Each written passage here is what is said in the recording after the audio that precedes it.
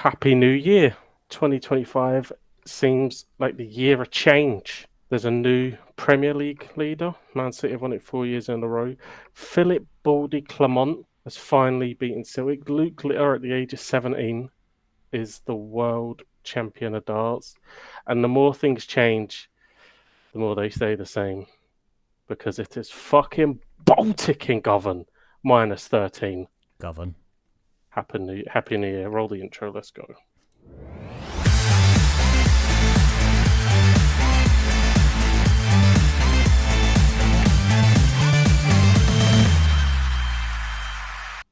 Hello, ladies and gents, and Happy New Year to you all. Welcome back to the Football Podcast, episode 15 of season 4, first episode of 2025. My name is Fennan. Alongside me, I've got the one, the only. I've got Mayhem. How are you doing, my friend? Happy New Year to you. How are you? Yes, mate, I'm good. Happy New Year. It's we've had a seasonal break, unplanned, unscheduled, but somehow managed to take 2 weeks off across the busiest. Yeah, I know. Of all times to take a time off, and it was always bound to happen. In a sense, like, I didn't want to take the time off. I really didn't. I would have loved to have got onto this platform, for the last 2 Mondays, and I must say, like, they're obviously, if I'm sitting here now compared to Boxing Day, my emotions have changed drastically, and I'm sure you feel the same as well as to what took place over the Christmas break. But I mean, apart from the football aspects, like, did you have a wonderful Christmas with the family? Yeah, mate, just a nice quiet one in the house. Kids going mad, which is what it's all about. That's what it's expected. Yeah. Not too long, and you'll be experiencing it, I'm sure. Oh yes. I mean, only with one, not with 3, as of yet. But I'm sure yours was a little bit more quiet in some aspects, but more adult-y. It was. You know what? I must say, this was probably one of the best Christmases I've had in many years. Like, a lot of, obviously, living in Sweden, some of those Christmases have consisted of travelling back to the UK. It's always non-stop in terms of travelling and settling down. And, I spent Christmas Day with the O'Learys, with Kian's family. And I must say, it was absolutely wonderful. The best munch I've had in God knows how long. And then I was sat in front of the TV with a nice glass of wine, and I endured some proper British television. And I must say, like, to start off, we had a bit of, we had some EastEnders, didn't know what was going on. After that was Doctor Who, didn't know what was going on. Of course, because there's people there, the volume's low and everyone's talking. Then Wallace and Gromit came on, the Christmas special. Wallace and Gromit came on, and I told everyone to shut the fuck up because this is serious shit. I can tell. Yeah. No, I was heavily indulged in that. After Wallace and Gromit, we had the return of the old classic of Bullseye, but then came the bread and butter for me, as a Welshman myself, and I've waited 5 long years for this. The Christmas finale of the famous season of Gavin and Stacey, and it was the finale that we all hoped for. I give it a 5 out of 10. 5 out of 10. I'll say too much. Smithy eventually marries Ness. There you go. Don't bother watching it. Fucking hell. Look, the festivities are over, right? Let's put away Wallace and Gromit and all that kind of carry on. Let's get back to the stuff that matters. Shall we? Yeah. It's a football podcast. We could morph into Wallace and Gromit podcast. I'm sure there's a market for that. I'm not sure there's too many people doing that. Yeah, the Penguin gets locked up. That's it. Yeah, that's it. We couldn't do Gavin and Stacey. We'd have to only do one podcast every 5 years, and apparently it's over now because they took a picture in a pub at the end. I don't really get it. No. That is it for Gavin and Stacey. That is it. Apparently, because there was fallout between the cast members, and it obviously didn't happen sooner than we anticipated, and so we had to wait 5 years for it to happen. And thank you, Mayhem, for completely putting my Christmas spirit to the absolute shitter. And we're gonna 300 odd days to build it back up. You'll be grand. But let's. Do you know what? Right. This part of this podcast is going to be really tough because I'm gonna have to talk about something that I haven't had to talk about this whole season.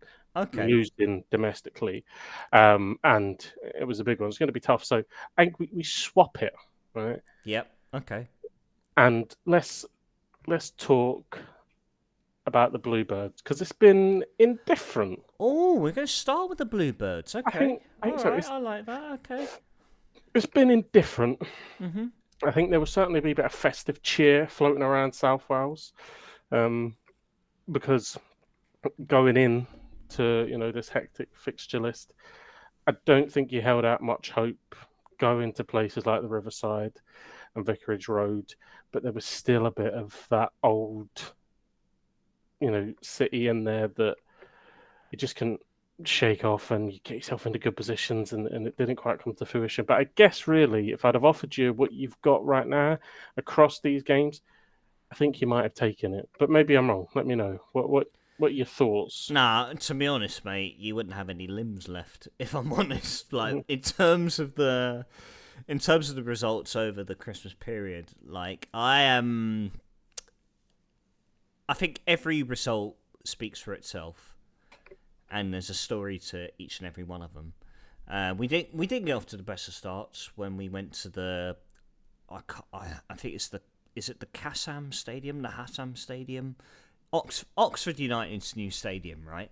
Mm-hmm. And we went into Boxing Day, and it was an absolute calamitous performance where we let two former Bluebirds score, and we let an extract score against us.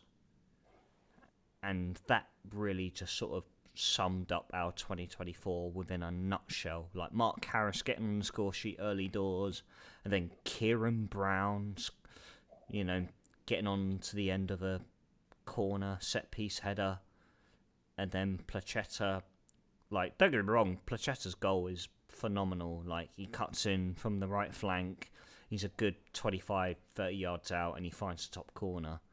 Great goal, but he's an extract. We've awarded him with that space to find the back of the net, and thankfully, I wouldn't even say thankfully, but Kian Ashford, who comes on, rifles one across goal to bring ourselves a consolation goal, and then Callum Robinson at the death to bring the deficit to 3-2.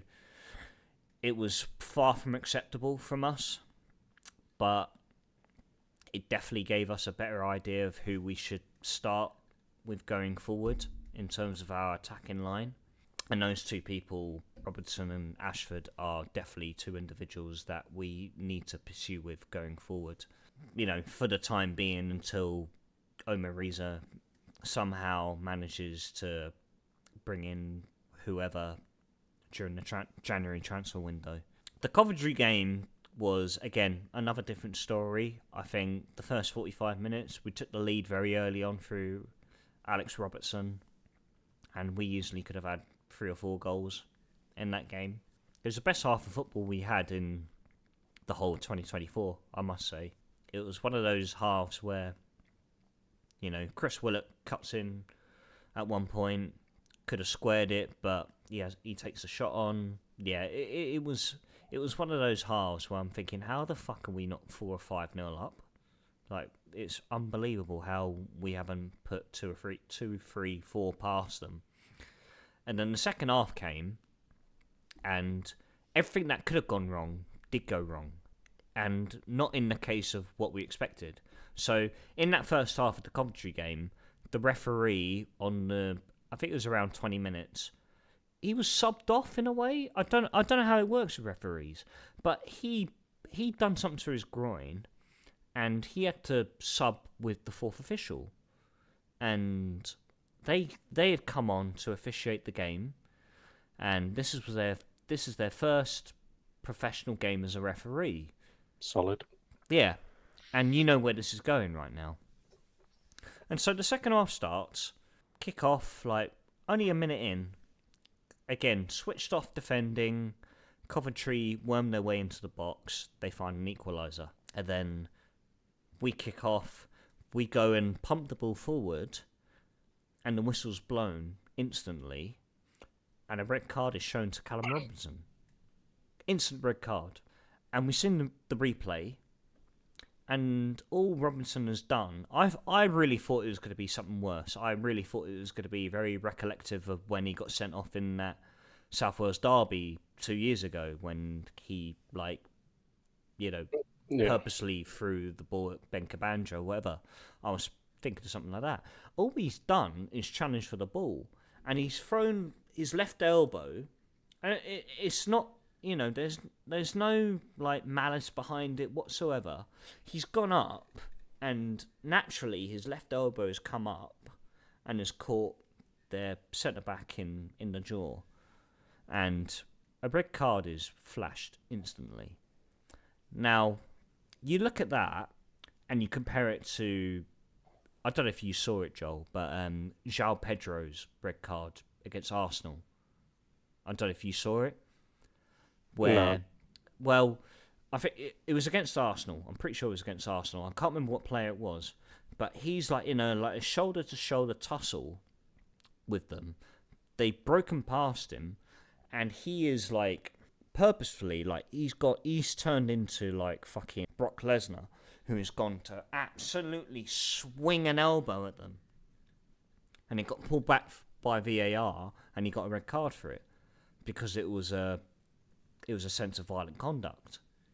Because if he catches him, it's only because he missed him that it first got overseen, but then it got brought back. He's gone to absolutely fly this elbow at this Arsenal player, and he's got a red card for it. Now, you compare that to Callum Robinson's red card, it is unbelievable. And so we did appeal the red card, and the decision still stands, which makes absolutely no sense. I don't know if that's a big factor in the case where the referee's decision is final and that the red card's shown, it's given, he's got a 3-match ban. Simple as that. I don't know. But we've now lost our biggest outlet for goals for the next 3 games. Thankfully, he will be back for the game against the Jacks in a few weeks' time. But it's a huge loss for us. A massive loss for us. And really took the sting out of the game, because then again, this is in the 47th minute and we've got to defend against Coventry, who aren't, they're not a side to really, underestimate. We've got to defend against them for 40 minutes. Thankfully we do, and we get a point, and on paper it was a good point in the end. And then the Middlesbrough game came and again took a point from the Riverside, which was a good point, I must say, because Borough they've always been a great side in the Championship. They always has been. Michael Carrick, I feel, has done a fantastic job with them. He's had ups and downs, but he's got them in a position where they once were, and they do show that they are a team that are going to be within that mix for the playoffs. And yeah, good luck to Borough. Good luck to Borough. When I look at Borough's side, they have players that I feel these are the players we need in January. When we look at Ben Doak, who's on loan there, for example, who is honestly, I was scared to go against him because of how rapid, how agile he was. You may think different because, of course, he's played for Scotland, and money grabbing me, toe rag, shite bag. Yeah. I think Liverpool would just reject. I see Liverpool have rejected a £15 million offer for him. Don't know who from. Probably from a Premier League or I wouldn't. I don't even know if it was a Championship side. Ben Doak. Look, I think we're starting to see the best of him. I think we would have seen this a lot earlier if he didn't sprint down south as quickly as he did for the money. Yeah. I think, we look at someone that could potentially be coming back in January. You look at someone like Kieran Tierney, you look at how he developed at Celtic, and then when he went, he made his move to actually play football in the Premier League and not the reserve development league that he's been playing in for Liverpool, and then ultimately had to go on loan. But we certainly, his performances in a Scotland shirt have been superb. Was up against the likes of Guardiola in the Yeah, you Croatia look at that game, Croatian side, like and he Guardiola on the left side, and the played fact, yeah, extremely well. So, um, yeah, I think he's a big talent. But yeah, he's probably, if he could get, obviously finish out this season at Borough, and then I think if he could get another loan move to maybe like a West Ham, Everton, that kind of lower end where there isn't heaps of expectation, but he can go and develop his game yeah. maybe a bit more. Maybe even Man United, they're down there, aren't they? Maybe that's No, you're not wrong, and you know what? I apologise for any United fans listening, but you are down there, and Ben Mhm. Doak will be a good outlet for you. But looking at it as a championship side, right? Like Borough have managed to attract someone of Ben Doak's calibre. I remember watching this game and thinking, like, this is what we're lacking right now. Having to pursue with the likes of Ollie Tanner, Chris Willock, Kian Ashford. Like, there's no disrespect to them whatsoever. I think Chris Willock has been an outstanding individual within the last few weeks. I think Kian Ashford, who has earned his way back into the first team 11 at first team level, has been phenomenal. I think him and Robinson together have been pivotal and rightfully earned ourselves 3 points at Vicarage Road against Watford. But we lack pace going forward. We really, really do. Tanner hasn't got it. Ashford hasn't got it. Willock hasn't got it. Yaku Mate certainly hasn't got it, along with footballing ability. But this is what we lack, and this is, I think Omer Riza has caught on to that fact, where he's got to go into the market now and see if we can attract someone who fits that profile.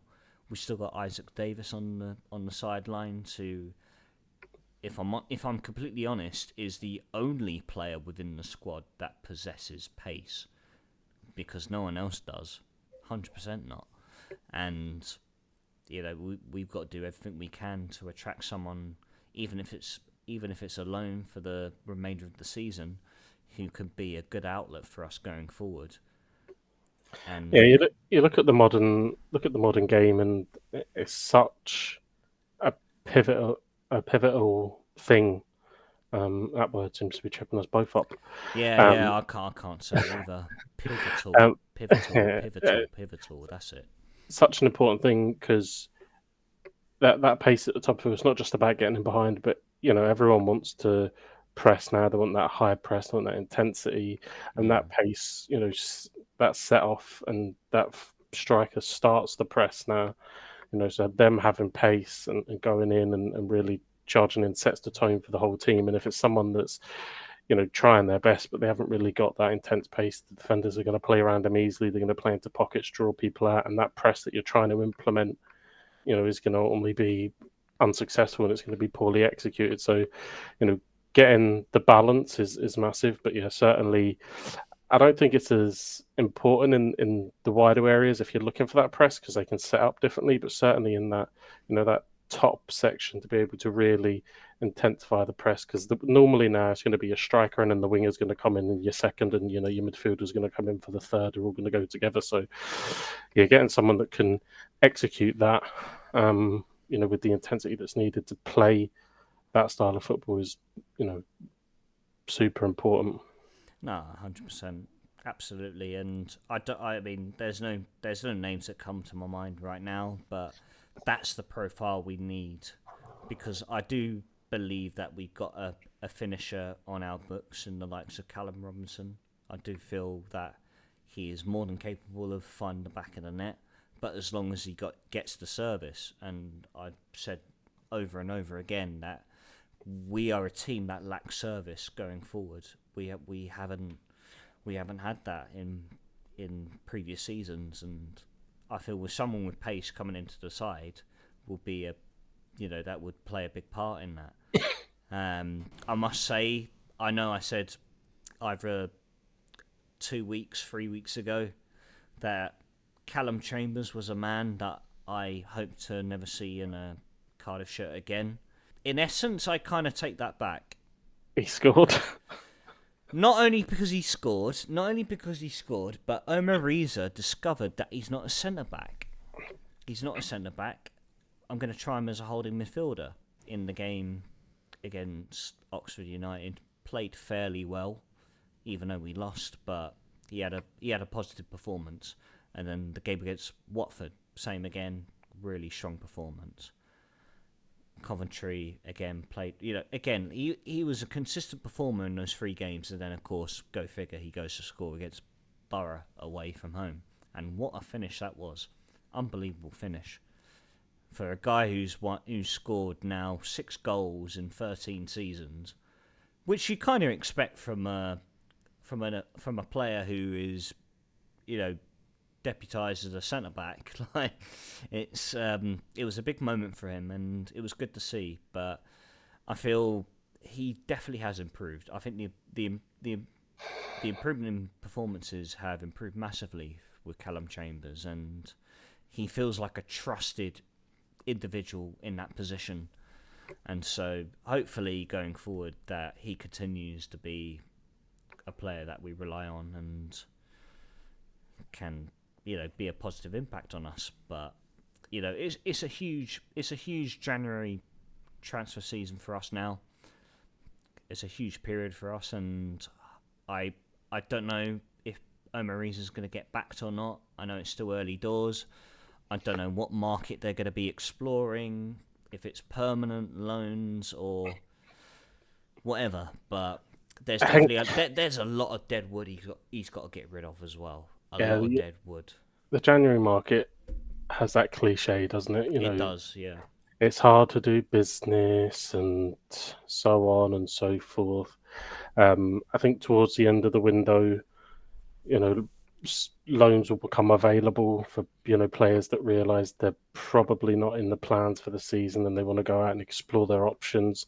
That probably feels like, look, Cardiff may prove me wrong, but I doubt it. We've seen this pattern emerge over the last few years where that seems to be what you do in January. You go and pick up a few people on loan and you get to the summer and fuck knows what's going to happen because you don't know if the manager's signing a contract or whatever. And so I would expect there to be some movement. Maybe, sometimes you do a minimal deal, but I can't see there being much money spent, and that sort of makes me think that the market you'll be in will be in that loan market.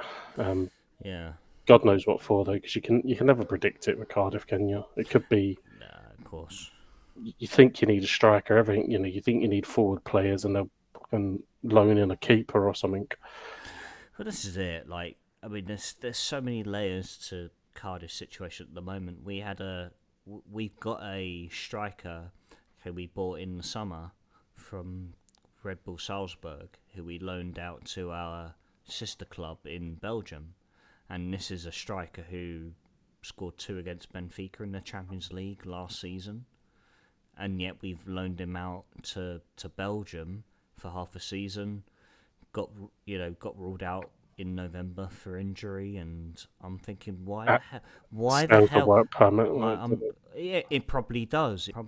And so whether that's a factor in him not being able to feature for us, maybe a problem. I don't know, but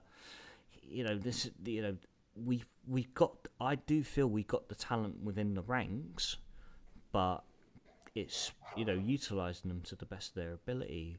With this transfer window, I don't know what's expected of Omer Riza. I don't know what Vincent Tan has promised him in terms of what incomings he can carry out. I don't know how many players we can afford to let go. I feel there's a lot of players we could definitely let go of. Many names that come to my head right now, and I don't want to name them all, but yeah, it's hard to look beyond those results that we got, because we do have a long list of injuries. You know, the likes of Aaron Ramsey and David Turnbull being out injured until March, which is predicted, and Tete still on the sidelines, Davis still on the sidelines, and then of course we've got Robertson, who's suspended now, which is utter bollocks. But you know, I do feel we've still got players who can play their part, but it's hard to think, where could we be right now if we did have these players who were available to play, who were fully fit. Yeah, but it's the time to dig in now. You know, I mean, second bottom from the league in Yeah, January. yeah. It's a scary time. No, it really is really scary. This is the worst place we've been in probably over 20 years. Like, the fear of relegation from the Championship It looks it looks bleak. And even on the weekend there, you think, all right, you know, not that you should be, but are at Hull are getting beat, so there's a bit of a buffer, and then they come back against Leeds, and the Championship is one of these places where a result can spring from anywhere, and all of a sudden you can be looking up and you're 7 points that you've got to claw back. So, yeah, the performances seem to be improving. Certainly, the results are. Middlesbrough are going very well this season and gone there and got a point.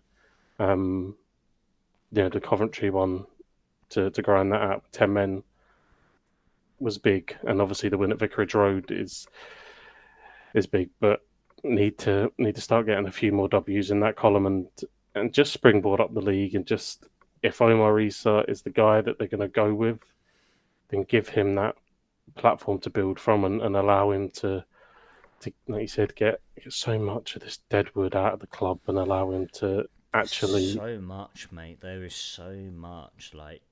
Like Jamie Collins, I think he's got to go. There's fucking, oh god, Yaku Mate, Kanga. Like I said, like, it's so many names you can think of that just need to just get gone from this club. You know, fresh pastures, move on. No hard feelings, just move on. That's all it is. That's the case of it. And I mean, thankfully, Robbo's suspension carries over in the FA Cup as well, because that's our next piece of action, and that is Sheffield United in the FA Cup. Thankfully, his suspension does actually carry over in the FA Cup, and so we got the Sheffield United game. We've got Watford at home, which was postponed just before Christmas, and then we got the big one against Swansea, the big one. And I must say, I've got to give it to Omer Riza, because he said, in essence, the same thing as I just did, but he referred to Swansea as the Jacks. He knows they're the Jacks. He knows it's a fucking crucial game. And so there's a part of me that feels a slight bit of affection to Omer Riza. But he's got to get the results. That's what matters. Yeah. He's got to get the results. You know, we've gone to Vicarage Road, which to be honest, we've had a good record at Vicarage Road in recent years. And so to be able to replicate that back at home in the Welsh capital will obviously play a big part. And then we've got to reclaim bragging rights when the Jacks come to town, and we've got to push on from there. Like, you know, taking out all the ingoings and outgoings of players from the club. We've got to really focus on performances right now. Like, this is, like I said, this is the worst position we've been in for 2 decades. This is terrible, absolutely terrible, in fear of relegation to League One, and it's a long way up from League One, and teams find it very difficult to get out of. You know, we've seen teams even drop down to League Two. Like, there's been so many clubs that have fallen off the face of the earth going down to League One. Thankfully, you know, I mean, yes, of course, we've seen teams come back up and they propelled from it, like Wolves have done it. Ipswich in recent times have done it, but we can't afford to put ourselves in that position in the first place, and we got to take each game at a time and continue what has been. They have been quite positive. Like, to not lose past Boxing Day has been a big improvement in comparison to past results we've had over previous Christmas periods. Like, they have been better, but with the position we're in right now, we need to push on. We need to take each game at a time. Fuck the injuries. Screw who we haven't got available for the game. We need individuals who are going to stand side by side and be like, right, we're going to put in a shift today and we're going to come away with 3 points. That's the character we need. I do feel we got it. I do really feel we got it. As a supporter, it's hard to think like, okay, we're gonna do it. Yeah, we'll take 3 points against Watford. Maybe we'll get a point against Swansea. I don't know. They've got to prove that, not me, not us as supporters. All we could be is a 12th man, and we just got to hope for the best. Yeah, definitely. 100%. But look, let's switch over, because usually we start up in the north of the UK in Scotland, and it's been, well, I'd say it's been more positive than negative. It's been a little bit indifferent for Celtic. Of course, I don't want to say it because I saw the result and I thought, fuck me, this is going to be difficult to really express on the podcast, but Celtic endured their first defeat of the domestic season, and it came to the hands of them. Yeah. And it was a comfortable result for them. Yeah. And of course, you'll know better than I would. But to sort of, sugarcoat it a little bit, you managed to get back-to-back results. You're now 13 points clear of them going into 2025. But the 3-0 result against Rangers really does stand out to me a little bit. Like, what did go wrong? What took place? What went wrong? Everything. Probably everything. Yeah. We were awful, absolutely awful. I don't think honestly there's a player with a pass mark. I think Brendan's got to take a wee bit of criticism as well, because I think he was naive and just got it wrong. But it was reminiscent of it's a little while back now, but very very reminiscent of a display we had there before. God knows who it was under, whether it was Gerrard or Beale or whatever fucking clan was in charge of their club. But we couldn't connect passes. We were passing it out. They were just waiting for us to. They were happy for the centre backs to have it. They were sitting on McGregor. McGregor couldn't get into any space. They're waiting for the ball to come over. They're pantsing on it like they did in the cup final. It was the exact same tactics. The same game plan, wasn't it? Yeah. They deployed in the cup final, and we just never got to grips with it. And obviously Hadji put some 1-0 up early doors, and the place is rocking, and we just folded in that atmosphere. We just got absolutely battered. Did not look at the races whatsoever, and we were thumped by, let's put it right, a weak Rangers team. They didn't have Butland. They were missing players in the defence. Yilmaz was playing at right back. Dujon Sterling was playing at centre back. I mean, they were having to play proper dog shit. So fuck me, they must be in some.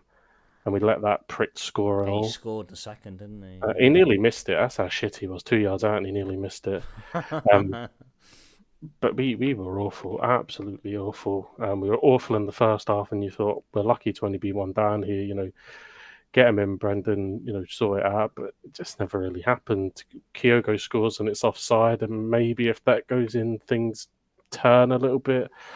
But maybe if he's onside and it counts, it turns. But ultimately, we were rancid, and they dominated us, and they battered us. They beat us to every second ball. They just fought more. It just looked like they just wanted it more. I mean, they couldn't stand another loss, and yeah, they absolutely thumped us. Hadji's goal, I think Casper should save. I think I'll be disappointed that he doesn't. The second, it's again we just lose a marker, and from a corner, it's schoolboy stuff, and it bounces around and goes in. I can't even really remember the Danilo goal because at that It point, almost feels like you don't want to remember it either. at that point, it goes off. I didn't see the incident with Arnie Engels being hit in the head with the coin. But that's normal carry on for those mutant bastards anyway, so it doesn't really matter.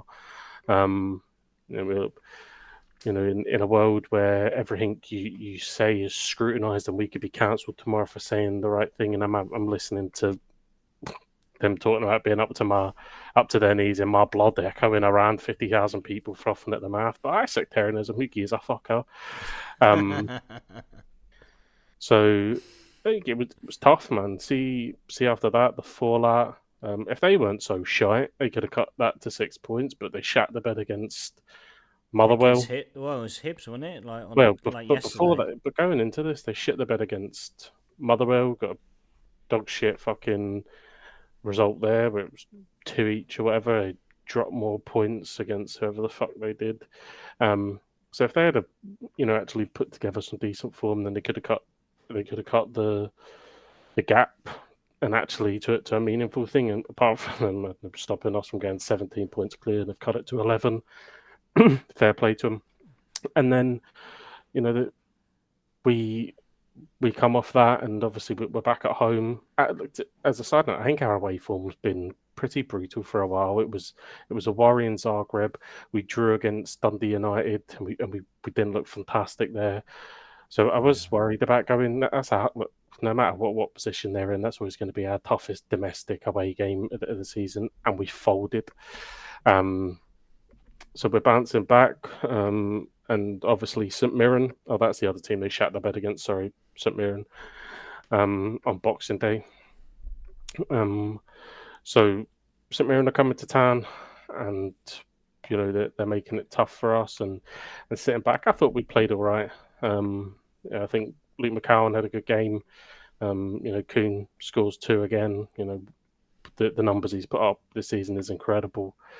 And all in all, it's pretty comfortable. 3-0 winners, and we do the job. And it was a massive result because, like you said earlier in the day, they shat the bed again. Away they go to Easter Road off the back of a derby. And I've always said, whenever we've beaten them, whenever it's been tight, it means fuck all beating them if you don't then go back that result up, right? Yeah. They've had their 3 days, right? Fair play to them. We were shy. They were far, far better. But I can only imagine what it's like to be one of them because I have 3 days of that shit. They have a full fucking season of feeling the way I did for 3 days. I was about You, to say, like, that's 3 days you've of you've feeling won. like, okay, you've won. You've won. You're down to you're down to 11 points if that is even something they're saying, right? What you've now got to do is go and put these results together and put pressure on, right? If you win again, you're taking it from 11 down to 8 single digits. So we've got to go and win to restore that. Nah, just fuck it at Easter Road. And boy, did they fuck it as well. 2-0 up, chuck it away, and then they go back to 3-2, and you think, oh, fuck, Hibs have hipsed it. And then Hips have hipsed it.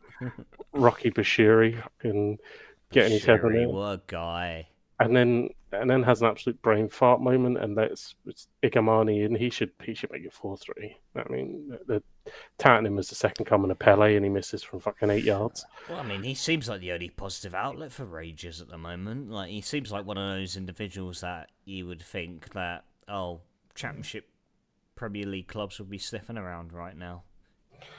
Well, look, he's certainly had a big impact for him. I I don't know how long Clement has left because the goodwill from the win in the derby is well and truly gone. Again, they're back to 13 points behind. Um,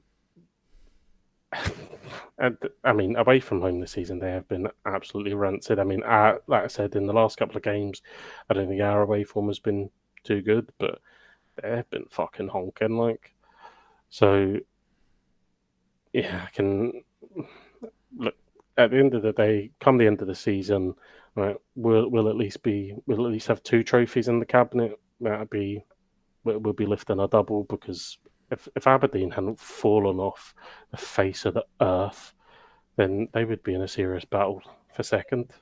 Yeah. Um, so come the end of the season, we'll be champions. That's grand, and then it's all just down to the Scottish Cup. Do we complete the treble, or does someone else take that trophy away? So yeah, all in all, it's a tough couple of days, but we've come out the other end of the week. We had a beautiful Sunday, had a wee rendition of Hey You with a sad face, and things are looking up. And obviously, we're back in action at home on Wednesday night. Dundee United coming to town, so hopefully we can right the wrongs of the poor performance at Tannadice and kick on. And now just start to get back in that rhythm. Obviously, Champions League games are just around the corner. We've got Kilmarnock in the Scottish Cup in a couple of weeks, so the games are coming. It's coming around quickly. Definitely coming around quickly, and Lot obviously, coming off the back of yesterday's result against St Mirren, a brace from Nicholas Kunn, and a first Celtic goal for Austin Trusty as well.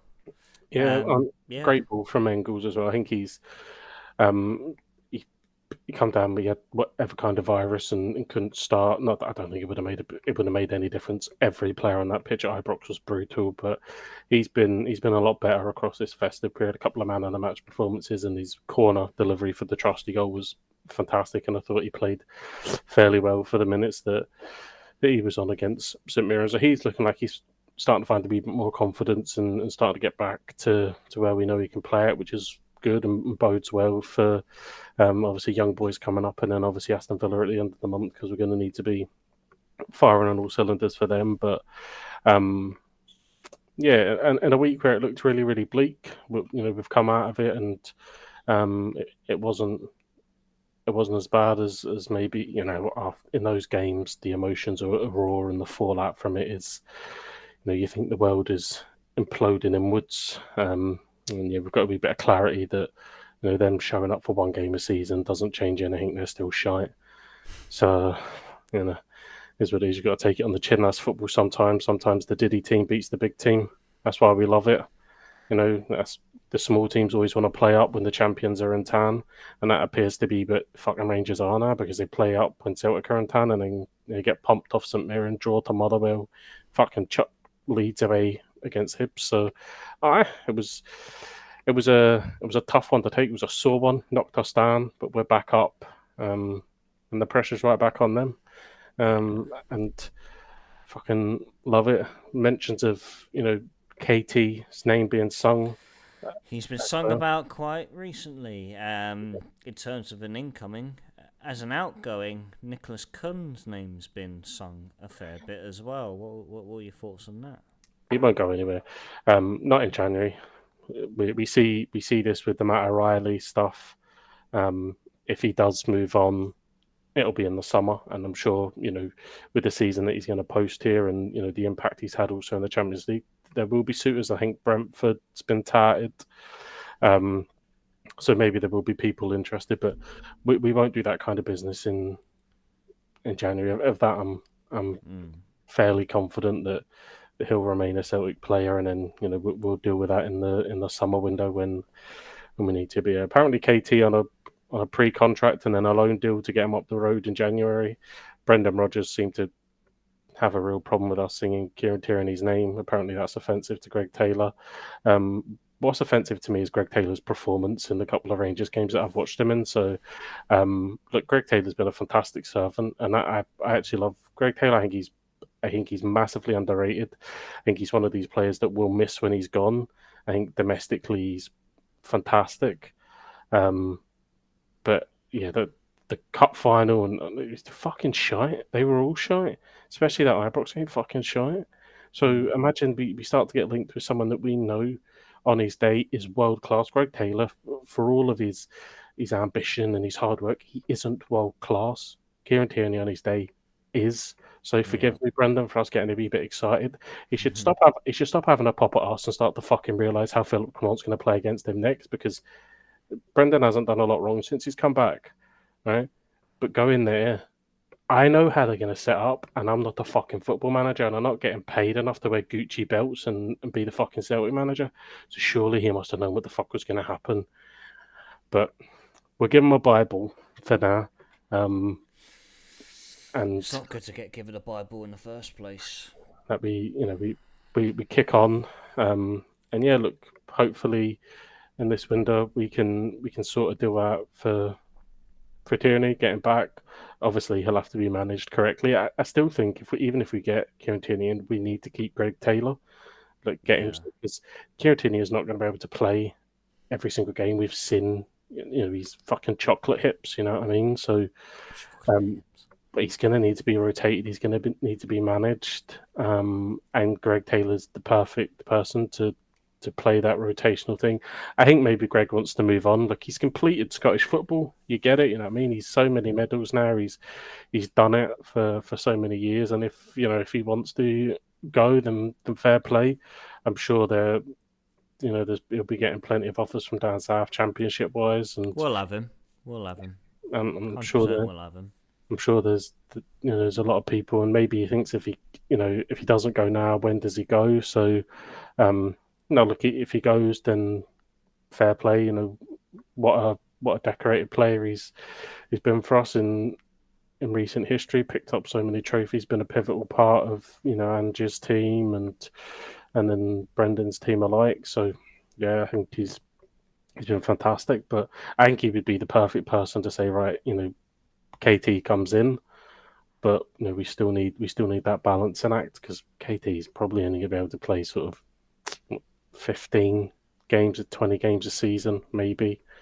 With the way he needs to be managed, you're going to want to play him in the big European nights. You're obviously going to want to play him in the derbies. They're all going to be high intensity, big impact matches, and you're going to need someone to come in and fill in for the rest of those games that's reliable, that's dependable most of the time. I know that I just slated him for the couple of derbies, Do you but think he'll play him left back as well? Like, obviously, with Greg Taylor and Alex Valle on the books, do you really think he'll play him left back, or would he deputise him as you've seen from when he's played for Scotland, for he'll be a left example? back, 100%. Yeah.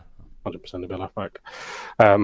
There's chat about maybe Alex Valle going back. I don't know if Barca are happy with his game time or whatever, so I don't know how long we'll have him for. And look, Greg is in a position where he's running down his contract, so left back is a position that we need someone in, and he'll be coming in to play left back 100%. I haven't heard any other. Apparently, we're in the market for a winger. Apparently, Lewis Palmer may be leaving. Good Yeah, riddance. he's drawn interest as well from a lot of, big clubs actually across Yeah. Europe. He's attracted interest, but of course, It's it's linked with all the MLS pivotal. as well, and I think He's linked with who, sorry? the MLS. I think it's The MLS. Oh, okay. Atlanta. I think maybe. I thought you said Inverness for a second. You They might get a game wish. for them. Yeah. But yeah, he's an individual that has drawn interest, and I mean, you've expressed in the past that the wingers have always been a cause for concern in terms of strengthening and Yeah, the drop off is massive. Nicholas Kuhn, I think, is our most important player. That's why yeah, I'm at the moment. That's why I'm completely confident he doesn't leave in January. The drop off, then Yang, Forrest is injured at the moment, but even when Jamesy's coming in, the drop off is huge. And not to underplay his involvement at the end of last season, he was incredible, but yeah, the drop off's huge. And obviously, Deza Maeda has been superb this season. He still is Deza Maeda. He is an enigma. But when you look at like Yang and Palmer, it's just we need someone in that. far from good enough. Far from good enough for that I level. think there's a shout at striker as well. Kyogo again being linked away. He's 30 odd. Adam either hasn't come in and hit the ground running as we would have liked him to. Certainly not replicating that form of last season. But we'll see. I think everywhere else are pretty comfortable. Midfield's really strong. I think our defence is grand. Welsh may move on, but I think everywhere else is grand. I think the KT links are growing every day, so hopefully we get that done, and then a winger, and if we're being super greedy, a striker maybe. Yeah, Um, and that's all really dependent on the sales potentially that Celtic make. I think it all really does fall down again, like where it's January as well, where it's going to be difficult to bring in players, but at the same time, it's always difficult to move on players at the same time. And I think for Nicholas Kuhn to move, it would have to be an astronomical number. it would have to be between 20 and 30 million. Like thinking of Celtic, it would have to be between that figure. I don't even think if it's in the 20s he goes. I think it would have to be north of 30 for Celtic to come. I just don't North of think 30, Brendan yeah. would sell him. And then in the summer, yeah, you're right, probably that 25, 30. Probably even after the season he had, he becomes cheaper in the summer, probably about Mm. 25, 30. He moves on. But I think in January you'd be looking north of 30 for us to have a serious sit down conversation as to whether or not we let him go. And I don't foresee anybody spending that money on him, and because the way the stigma that comes with Scottish football and the arrogance of the English Premier League, they probably don't think he's worth 35 million. So yeah, I don't think that there's any real worry about him leaving. He'll be linked. I'm sure there'll be offers that'll come in. We'll reject him, and we'll pick that saga up in the summer. So I think for this one, it's just about probably getting rid of the last few players Yeah. we don't. Lewis Palmer, probably Lager Bielka. Maybe Welsh. Whether that's a loan deal or not, who knows?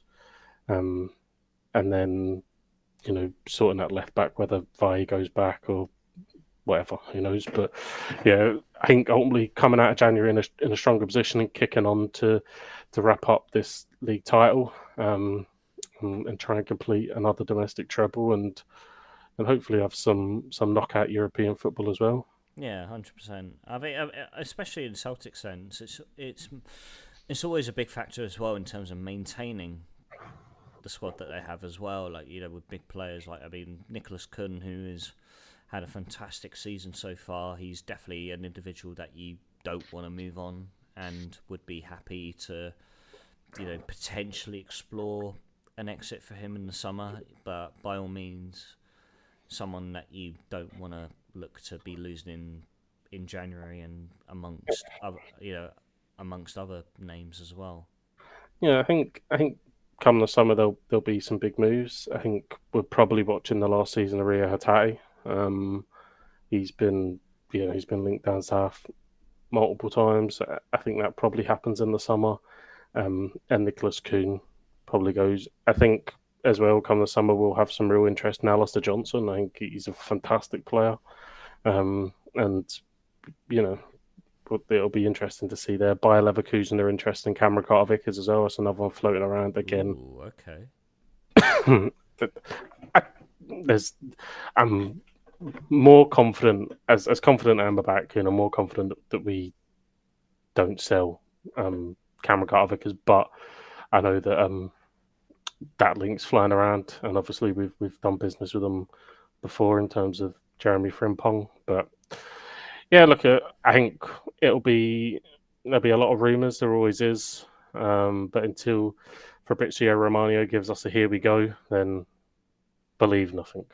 Apart from KT, he's coming home. But we're not saying too much in case Brendan's listening. Come Like, on home, KT. Come on home. It makes sense. but all in all, a bad week descended surprisingly nicely. I was gonna say, yeah, it did end up quite nice. It did end up nicely for Celtic, and apart from football, of course, we had the darts, which we were all excited about, and now that's finished now. And of course, we sat here 1 week predicting our winners, and by all means, it was always going to be the 17-year-old sensation in Luke Littler, and of course, he came away with the major honour of winning the PDC World Championship. But was there any other football? Do you think that was a big standout for you, Mayhem, over the Christmas break? I watched. I'm just recency bias here. I obviously watched Liverpool United, Yeah. Okay. um, Yeah. and Liverpool distinctly average, but United still can't beat them. Celebrating draws, Man United things to do there. It's not a surprise that they celebrated that draw, though. I think off the back of the weeks they had, like losing at home to Bournemouth by 3 goals to 0. Fuck that. See, if you're Man United, you shouldn't be celebrating draw. I don't give a fuck who it's against. Like, You're that Man is United, yeah. that is minnow mentality. Like, Yeah, they're wild. City bounced back. they Um, did. Yep. I thought the City fans were class. I don't know if you've seen the video or you heard Oh, at them. Leicester. Was it at Yeah, Leicester? yeah, Oh my yeah. god. I think they were. Yeah, Guardiola, we got. Guardiola, we got. yeah. Um, and yeah, they've obviously since bounced back. And yeah, it just feels like this title is Liverpool's to just run away with. Yeah. Arsenal dropping points. I know that nothing really changed because obviously Liverpool drew, but it just doesn't feel like anyone in that chasing pack. Chelsea were there for a little bit, and then a couple of dodgy results. City have obviously just coming back from a really torrid spell. Arsenal can't seem to really get the momentum going. It just feels all Liverpool. It's all theirs to lose, man. All theirs to lose, and like I said, you hit the nail on the head there. Like Arsenal, just for whatever reason, can't seem to really find that momentum. Like I think they've relied on Gabby Jesus as their only outlet to really see out results in recent weeks. Chelsea are just hit and miss in terms of whether they come away with 3 points or not. Man City have only got back to winning ways within the last fortnight, and yeah, it's all Liverpool's to lose from now. Like even if when they drew to United, But they've still a game in hand, haven't they, to go still 9 got clear? they still got a game in hand as I well. mean, I think Forest can cut the gap to 5 points if they beat Wolves tonight. Not on the Forest. Like, what? No, yeah, Is, like is it the sorry, like 80s? hang on, like yeah, exactly. Is Brian Clough come back and spiritually repossess fucking Nuno Santo? What is going on here? Oh, Sat third. and you want to be really careful because you don't want to say they've got no chance because it still isn't enough of a distant memory. Leicester, right? So you're Yeah, like, um, but no, like, they're the story of the season, aren't they? We seem to get one of these every year now. Aston Villa or Brighton, Forest up there. Brentford, Forest now up there. Yeah, it's Like Bournemouth aren't even far off either. I know, and yeah, like it's been, this is probably the time of the year where I take in, over the festive period because there's so many games on. It's coming. This is where I take in more English Premier League football than I will for the rest of the year because obviously I don't really have any favoritism toward the league and nothing really draws me in. But um, I think they look really, really strong. From what I've seen of Forest, it's not like it's this complete just counter-attacking mentality. And you look at some of the players they've got. Anthony Alanga, Callum Hudson-Odoi, Morgan Gibbs-White. The Who the they cent- then inherited from like top tier Premier League clubs. yeah, that Milenkovic that they got from Fiorentina for a The steal. centre back, yep.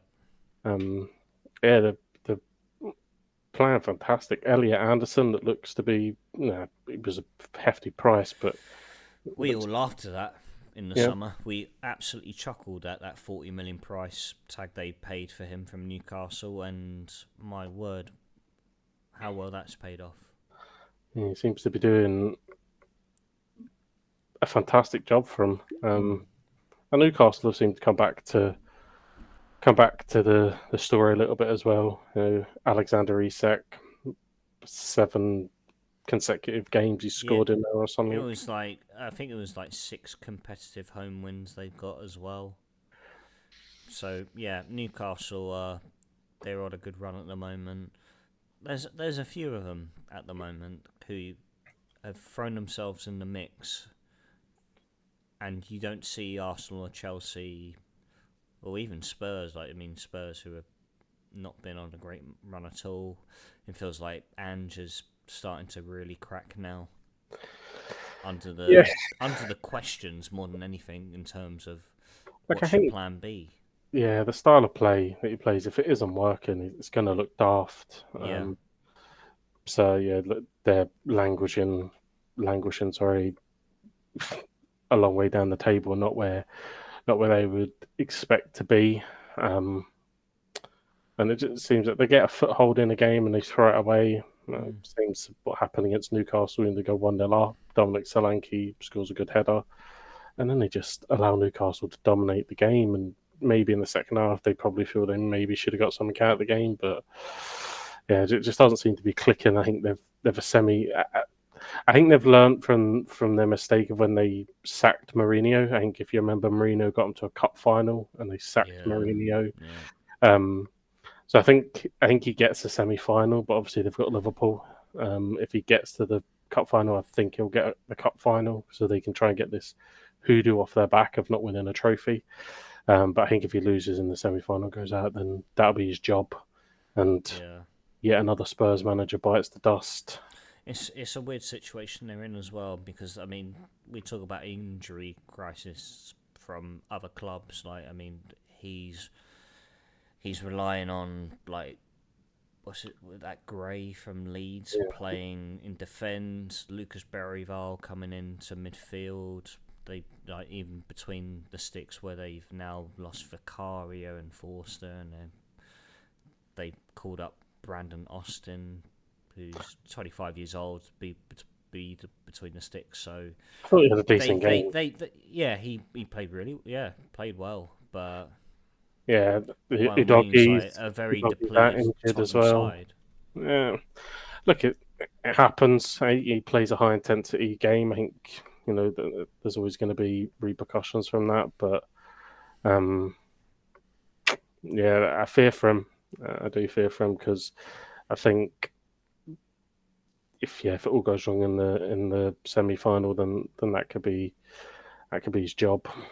Yeah, it's sad to see because I think me and you both hold Ange in such high regard from what he's done in the past during his time at Celtic, but the game is the game. It is a bit of business at the end of the day, and especially in the Premier League where time is never Yeah, your friend.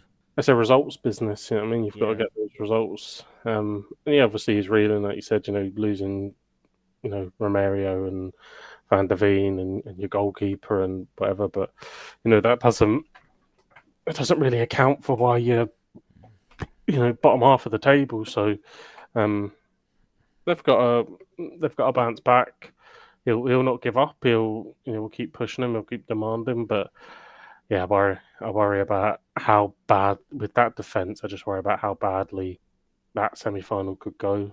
Salah, Diaz, Jota, Gakpo, the form he's in. They must be rubbing their hands together. oh, yeah, Cody Gakpo, a man who's in serious form at the moment. It almost feels. I remember. I think we sat here a few weeks ago, thinking we don't know what Gakpo's best position is, and Arne Slotter's just deputised him in a role which is really Well, it's allowing him left to wing. flourish. It's It clearly is. left wing, and It is left wing. Yeah. the problem was that he had he had Diaz in front of him, and he was struggling to get in there, being forced to play as centre. But no, left wing is 100% his best position, and he proved it again. Obviously against United, took his goal really really well. And you see it from the Euros. He was fantastic in the Euros, playing out on the left for the Netherlands. So yeah, it's a big worry when Liverpool come to town, what that front three could do against that Tottenham defence. I mean, it could be Regulon playing centre back again with Archie Gray. I mean, that's got to be a fucking worry. I feel sorry for Archie Gray, if anything. Poor kid. He's only 18 still. And he's going to have the likes of fucking Gakpo and Salah and Diaz running at him. Some serious PTSD, I think. No, I wouldn't like to be him, by all means. Right, we are coming towards that, to the latter stages of tonight. Mm-hmm.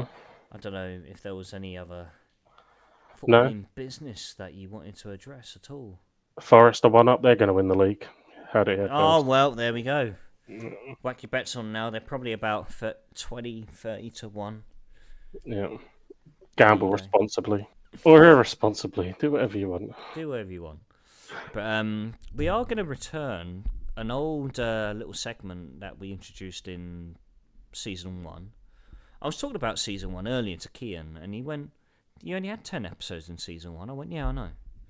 Because I relied on someone else to upload and publish the episodes, and that was obviously not a great idea. But we had an old segment back in Season 1 known as the Fenham Chronicles. Now, the long and short of the Fenham Chronicles is just basically past stories of myself drinking a ridiculous amounts of alcohol, and a story comes from it. And fortunately enough for you, Mayhem, and to the listeners, unfortunately for me, I managed to succumb to another chapter in the Fenham Chronicles over the Christmas period. Now, it's not as bad as the previous stories as you may have heard. You may have heard before that me passing out in someone's back garden, me missing my flight the next day, me forgetting my KFC order and getting lost in an alleyway, me going around a nightclub trying to... I'm not going to finish that sentence, but I'm going to proceed with the story of what took place over this Christmas. So myself, Gondor, who you may know, who's been on the podcast multiple times in the past, Kian and his son Aaron, we decided... So Gondor had set up like he had a new dart setup. He had like a professional board. He had a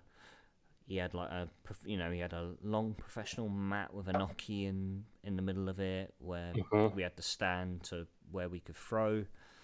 And so Gondor was the host of some darts nights at his apartment. And so the first night we did, like, it was fun. Like, we made a video about it. I'll send it to you later, Joel. Mm-hmm. And so we had a second night. This was the night before New Year's Eve. And so we were starting in the evening, and I thought, right, going to Stu's, and I made my way into the city. So what I've got to do, I've got to take the tube into the main city and then get a bus. And so what I did, took the tube. I went to what they have here in Sweden is a liquor store where you can buy your booze, and it closes at 7 o'clock every day, 3 o'clock on Saturday, because Swedes are a bunch of boring cunts, and you can't go to your local store to pick up your crate of beers or whatever. Like, you've got to get your stuff from this place or nowhere else. Or if you do go anywhere else, it's only 3.5%. And so it's basically drinking shit, rusty water. And so I go into the city, I go to the store. What I did was pick up a box of white wine. So we have box wine in Sweden. And I don't know if that's made it across the pond or whatnot. I don't know if that's a thing anywhere else. It is, yeah, for 15-year-olds that want to get pissed up in parks. Right, okay, right, there we go. There we go, thanks. A little bit upmarket for you, Lambrini. Upmarket from Lambrini. When you mentioned Lambrini, I was going to say something I won't say. You're drinking out of a box, but continue. Yeah, you're drinking out of a box.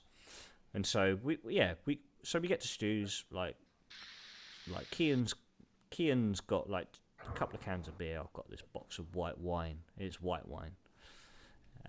The previous night he brought a box of red wine, and I just shared with him. I brought a box of white wine. He took one sip of it and he went, "What the fuck is this? What is this? This is grim." I was like, "It's alright. It's white wine. It's good for you." Anyway, we're playing first to 5 sets of darts first of 5 sets, and I managed to win, thankfully. And I think it was probably Kian who said, like, "Oh, let's play 2 more sets to see who wins." Now, 5 sets in, I've won. Like I said, I've won 5 sets. Stu's probably won about 2 or 3. Aaron's won 1 or 2. Kian's probably won 1. So we played a good 10 sets of darts, right?